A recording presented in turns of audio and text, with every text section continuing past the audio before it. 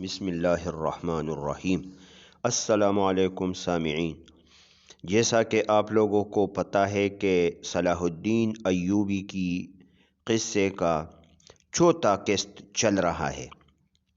اس قصے سے ہمارا مقصد جو ہے یہ ہے کہ بھائی ہم اللہ اور رسول صلی اللہ علیہ وسلم کے اطاعت میں آ جائے، اور ہم سوچ لیں کہ یہ صلاح الدین ایوبی کیسے اتنا بڑا آدمی بن گئے۔ تو وہی اللہ کی اطاعت اور رسول اللہ صلی اللہ علیہ وسلم کی اطاعت نے ان کو بڑا آدمی بنایا تھا۔ ہمارا آئیڈیل جو ہے سب سے پہلے حضرت محمد صلی اللہ علیہ وسلم اور اس کے سنت طریقے ہے، جس پہ چل کے ہم بھی بڑے لوگ بن سکتے ہیں، دین کے لحاظ سے بڑے لوگ ہم بھی بن سکتے ہیں۔ تو بھائی ہم نے اس سے پہلے والا قسط یہاں پہ چھوڑا تھا کہ بولی بالی اور بٹ کی لڑکیاں نا امید ہو کے جا رہی تھی، لیکن یہ پتہ تک نہ تھا کہ ہم کس طرف نکلنے والی ہے۔ صحرا ایک عجیب منظر پیش کر رہا تھا، ہر طرف ویرانے اور کانٹے دار جھاڑیاں اور درخت، ریگستان اور بھول بھلیوں جیسے چھوٹے بڑے ڈراؤنی ٹیلیاں اور جنگلی ہونہار جانور دندناتے پھر رہے تھے، اور درمیان میں حوروں جیسی حسین اور نازک اندام لڑکیاں بدحال پھر رہی تھی اور ایک دوسرے سے بدظن تھی۔ ایک اگر گرتی تو باقی دونوں کو کوئی فرق نہیں پڑتا تھا، نہ کوئی پرواہ ہوتی تھی۔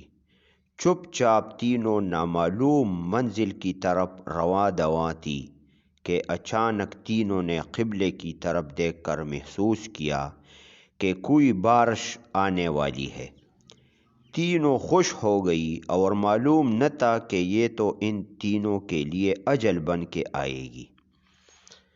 اور اچانک کالی گھٹائیں نظر آنے لگی اور تیز آندھی شروع ہو گئی، اور تیز آندھی نے ان تینوں کو اپنے لپیٹ میں لے لیا۔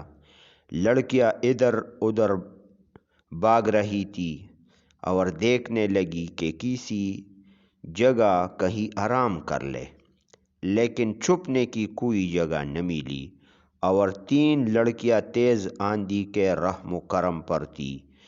وقت گزرنے کے ساتھ ساتھ آندھی میں شدت ہونے لگی، اور کچھ دیر بعد آندھی اور تاریکی اتنی گہری ہو گئی کہ اگر کوئی بندہ گرتا تو 5-6 سیکنڈ کے اندر اندر اتنی ریت میں دب جاتی کہ پھر نکلنے والا کوئی نہ ہوتا، اور وہ اس کی قبر بن جاتی۔ اتنے میں ایک لڑکی آندھی سے گھبرا کر زور زور سے رونے چیخنے لگی۔ گھوڑا اور لڑکی ایک ساتھ زمین پر گر گئی۔ لڑکی گھوڑے کے نیچے آ کے مر گئی۔ باقی 2 لڑکیوں نے دیکھ بھی نہ لی، لیکن کسی بھی لڑکی میں ہمت ہی نہ تھی۔ باقی 2 لڑکیوں نے دیکھ تو لی، لیکن کسی بھی لڑکی میں ہمت نہ تھی کہ اس کی مدد کر سکے۔ نفسا نفسی کا ماحول بنا ہوا تھا، ہر ایک لڑکی کے ساتھ اپنی فکر تھی، اس لیے دوسری کی طرف دھیان نہیں کر سکتی تھی۔ تھوڑا آگے چلے تو دوسری لڑکی بے ہوش ہو کر گرنے لگی، اس کی ایک پاؤں رکاب میں پھنس چکی تھی۔ گھوڑا آگے کی طرف بھاگ رہا تھا اس قیامت خیز آندھی میں، اور لڑکی گھسیٹتا رہا۔ لڑکی کے جسم کے سارے اعضاء زمین اور پتھروں کے ساتھ دور دور تک چمٹ گئے، آخر میں صرف ہڈیاں رہ گئی تھی جو گھوڑا دور تک گھسیٹتا رہا۔ تیسری لڑکی کو جان کے لالے پڑنے لگے، بہت حیران و پریشان اور گھبرائی ہوئی اللہ سے گناہوں کی معافی مانگنے لگی۔ مصیبت کے وقت میں ہر بندہ ماضی کی طرف لپکتا ہے اور ماضی میں دیکھتا ہے کہ کون کون سے گناہ ان سے سرزد ہو چکے ہیں، اور گناہوں کی معافی مانگتا رہتا ہے۔ یہی حالت لڑکی کی تھی۔ لڑکی کو یاد آنے لگی کہ میں تو ایک یتیم بچی تھی، میرے ماں باپ ہے نہیں، یہود و نصارا نے مجھے ایک حسین دھوکہ بنایا تھا۔ میں گناہوں کی زندگی میں چلتی رہی، دھوکے میں چلتی رہی۔ میں نے سمجھا کہ یہی زندگی کی مقصد ہے۔ آج لڑکی کی آنکھیں کھل گئی، دونوں ہاتھوں کو اوپر کی طرف اٹھا کر اللہ سے مدد مانگ رہی تھی، اور دل ہی دل میں اس گندی زندگی سے توبہ کر رہی تھی، اور زور زور سے کہہ رہی تھی، یا اللہ مجھے معاف کرو، یا اللہ مجھے معاف کرو۔ اور سمجھنے لگی کہ اگر میں صحیح راستے پر ہوتی تو اللہ میری مدد ضرور کر لیتا، ضرور میرا مدد ہوتا۔ لڑکی کو اس قیامت خیز آندھی میں پتہ لگ گیا کہ میں صحیح راستے پر نہیں ہوں، اس لیے بول پڑی کہ اے اللہ، اگر آج میں زندہ نکل گئی اور میں زندہ ہو کے بچ گئی تو میں توبہ کر کے صحیح زندگی گزارنا شروع کروں گی۔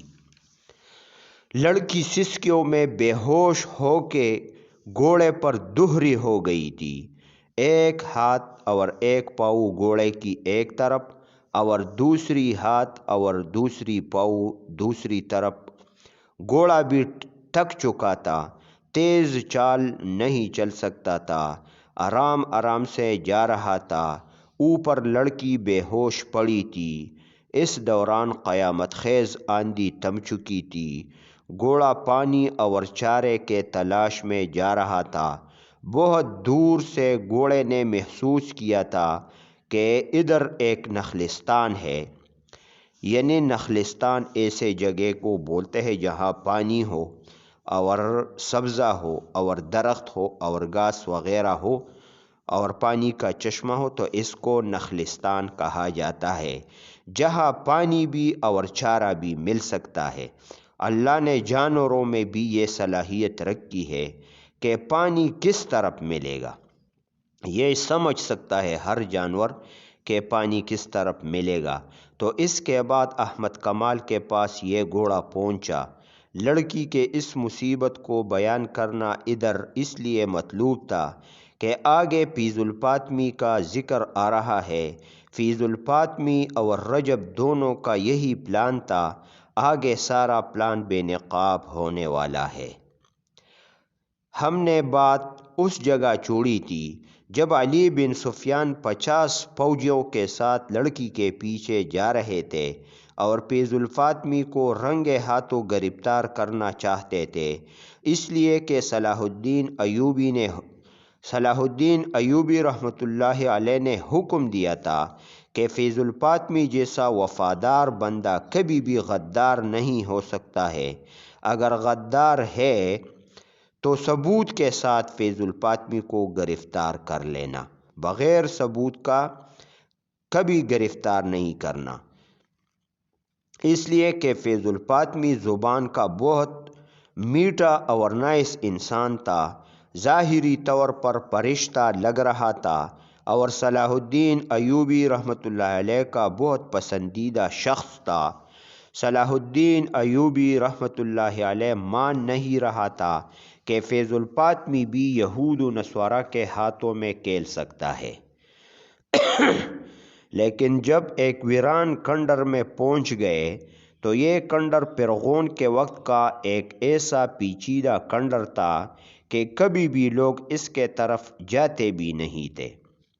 جب بندہ ایک طرف جو سیڑھیاں تھی اس پہ گزر کر نیچے پہنچتا تو اس کو پتہ نہیں لگتا تھا کہ میں کدھر آیا اور میں کدھر نکلوں گا، اتنا پیچیدہ کھنڈر تھا، لوگ وہاں ڈرتے تھے، اور یہ بات مشہور تھی کہ یہ گنہگار لوگوں کے روحوں کی مسکن ہے۔ ادھر فرعون اور ان کے حواریوں کی گنہگار روحیں ہے، اس لیے لوگ وہاں نہیں جاتے تھے۔ فیض الفاطمی بہت بڑے پلان کے ساتھ ایک پلٹن فوج کے ساتھ ادھر رہ رہا تھا، سارے انتظامات اس نے کر رکھے تھے، کھانے کا، روشنی کا، پانی کا، سونے لیٹنے کا، آرام کا سب کچھ بندوبست یہ لوگ کر چکے تھے، اس لیے تو یہاں پہ رہ رہے تھے۔ علی بن سفیان کے ساتھ جو جاسوس تھا وہ فیض الفاطمی کے رگ رگ سے باخبر تھا، اس کنڈر کے کونے کونے سے واقف تھا۔ جب کنڈر کے پاس پہنچے تو کنڈر کے اوپر چھت پر فوجی ڈیوٹی دے رہے تھے۔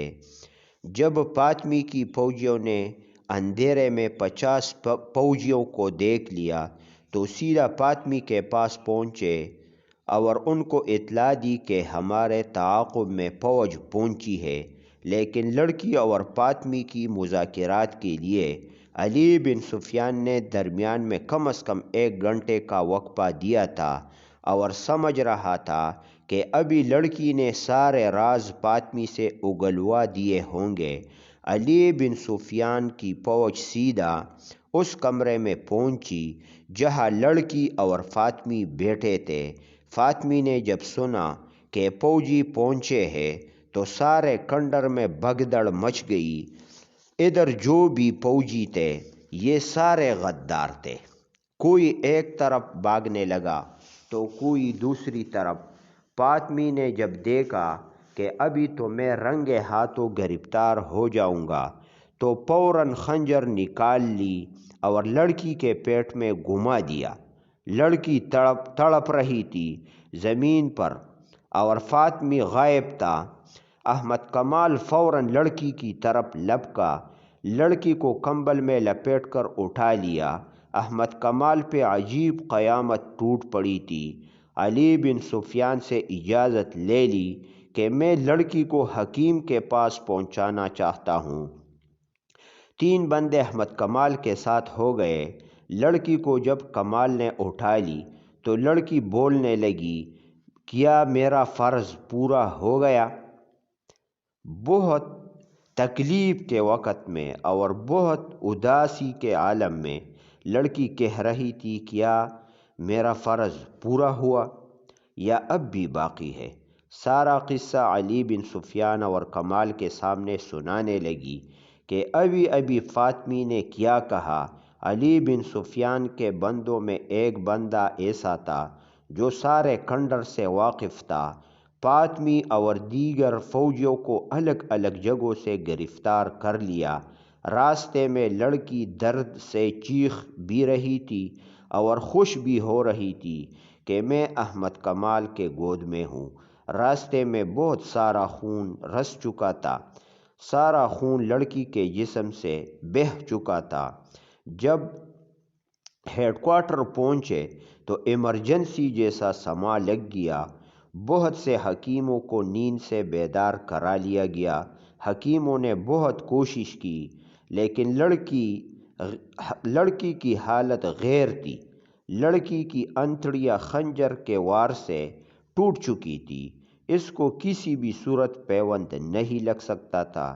لڑکی کو دردوں کی دوائی دے دی گئی، درد میں تھوڑا بہت آرام مل تو گیا لیکن لڑکی سنبھلنے والی نہیں تھی۔ لڑکی احمد کمال سے باتیں کرنے لگی اور کہنے لگی کہ کمال، تمہارے ساتھ 10-12 دن جو گزر چکے ہیں، یہ ایام 10-12 ایام یہ میری تمام زندگی پہ باری ہے۔